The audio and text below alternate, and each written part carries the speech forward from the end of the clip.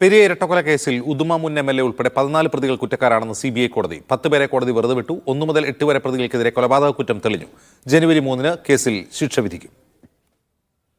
പങ്കെടുത്ത 1 മുതൽ 8 വരെയുള്ള പ്രതികൾക്കെതിരെ കൊലക്കുറ്റം തെളിഞ്ഞു. ക്രിമിനൽ ഗൂഢാലോചന, തെളിവ് നശിപ്പിക്കൽ ഉൾപ്പെടെയുള്ള കുറ്റവും ഇവർക്കെതിരെ തെളിയിക്കപ്പെട്ടു. 1-ാം പ്രതി പെരിയ മുൻ ലോക്കൽ കമ്മിറ്റി അംഗം A. പീതാംബരൻ, 2-ാം പ്രതി പീതാംബരന്റെ സഹായിയും സുഹൃത്തുമായ CJ സജി, 3-ാം പ്രതി KM സുരേഷ്, 4-ാം പ്രതി K. അനിൽകുമാർ, 5-ാം പ്രതി ജിജിൻ, 6-ാം പ്രതി ശ്രീരാഗ്, 7-ാം പ്രതി A. അശ്വിൻ, 8-ാം പ്രതി സുബിൻ എന്നിവർക്കാണ് കൊലപാതകത്തിൽ നേരിട്ട് പങ്കുള്ളത്.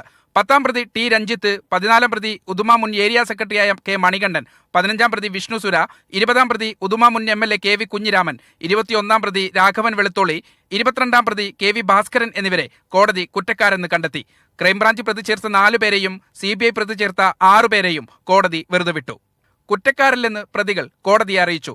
15-ാം പ്രതി വിഷ്ണുസുര കോടതിയിൽ വികാരാധീതനായി. ജീവിതം അവസാനിപ്പിക്കാൻ സഹായിക്കണമെന്നും വധശിക്ഷ വേണമെന്നും പ്രതി കോടതിയെ അറിയിച്ചു. പ്രതികൾക്കുള്ള ശിക്ഷ ജനുവരി 3-ന് വിധിക്കും. മീഡിയ 1, കൊച്ചി.